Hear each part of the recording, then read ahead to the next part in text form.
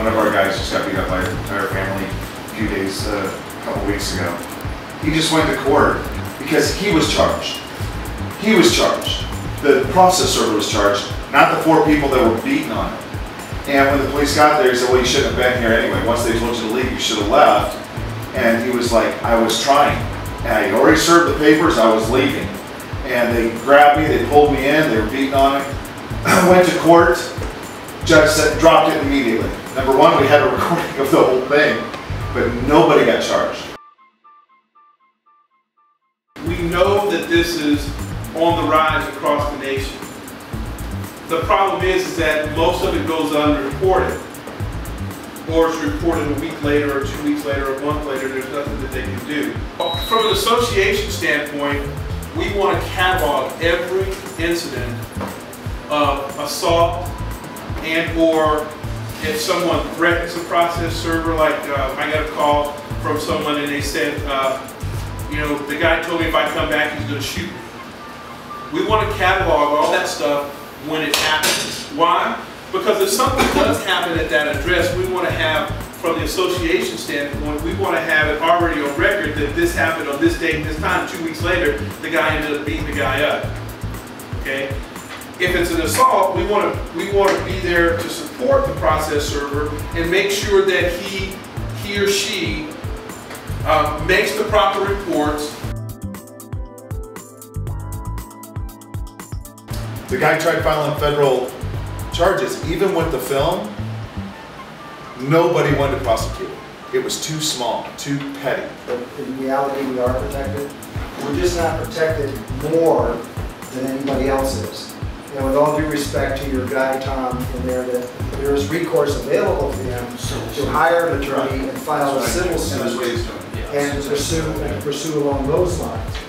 I was just going to say that happened to me in Aurora, and I filed a police report, went to court, and won. I was assaulted. Right. So he did not get punished as he should have gotten punished, but it's on his record. Right. If I knew about this and yet got some details on it, I would do a press release, send it out to all the radio stations, newspapers, television stations in town, to see if we can start getting some clamor as to these are the things that are available to us. But I think it's covers in February every year a way to how to avoid process service and process servers. You know, and it's like, you know, you need to get away from those sensational pieces of how to avoid process servers. Instead, you know, process servers really aren't that bad. Try just to avoid, you know, being sued in the first place. You know, and maybe also not just being sensational pieces or these small blurbs, but actually say, you know, this is an individual with a family that's, you know, has absolutely no connection to your case. That's, you know, one of my first rules. You know, be 18 and not a party to the case. So don't take it out on the messengers. They get to pick and choose what they want to do, and until we prove ourselves that we've got either media support to shine a light on this, or we form a group here and go down to the legislature and knock on doors just like all trade groups do and see our state representatives and talk to them, spend a day down there at some point in time, nothing is going to happen because we are protected. We're just not protected better than other people are protected. Exactly. Here's the problem that I have, and this is why this is so important to me. I believe the little blurb that Denver Post put in the newspaper that says process server assaulted, dragged two blocks, sensationalizes attacking process servers and makes it almost like open season on process servers because they don't report the rest of the story. What happened in the end? And that it's not right to put your hands on these people, they're just messengers. The challenge is that somebody's going to get hurt. It's either going to be one of us or one of them. And I'm not trying to say that we need to take up arms, but if we don't solve the problem, then people who want to serve papers are going to do nothing but take up arms. Does that make sense? They might have that once a year on how to avoid us, but they could run one hell of a story about some of these morons out there who are not doing it right. You got to make sure that you straighten out the other process servers that are out there. I mean, you just have a bunch of bozos out there that think they know about process serving and they don't know anything about it. I'm not trying to scare people. I'm just trying to get people aware that it's happening more and more frequently. Well, we better start building a database on it. We can't go to talk to anybody and say, look, we're having a problem with process servers getting assaulted, because you can't show them anything on paper anyway. So we've got to start building a database of situations that have actually happened. You know, I probably know about 10, 15, between us here in this room, we probably got a couple hundred. But how many of them are actually out there and how many of them are documented?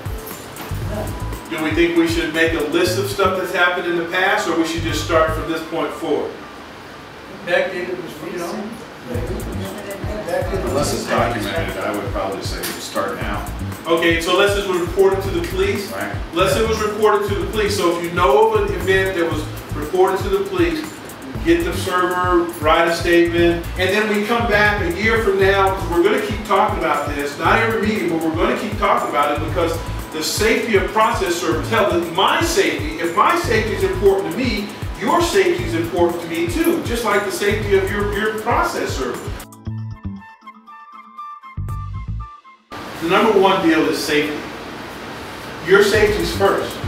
Educate your clients that if you know that these people are aggressive, to let you know, so that you can inform the server. You have to trust your guts and understand that you always have some place to go, even if that's home. We need to teach our process servers never under any circumstances to go in anyone's home. A lot of things can happen. You can get the serve done and you can leave. They'll destroy their house. They'll call the police, say you broke in. If you are assaulted, you leave the area, you go around the corner, you call the police, you tell the police where you are, you meet them, you write a report, they go back and they issue them a citation. If you can't remember that rule, then go back to Rule 1, which says safety first.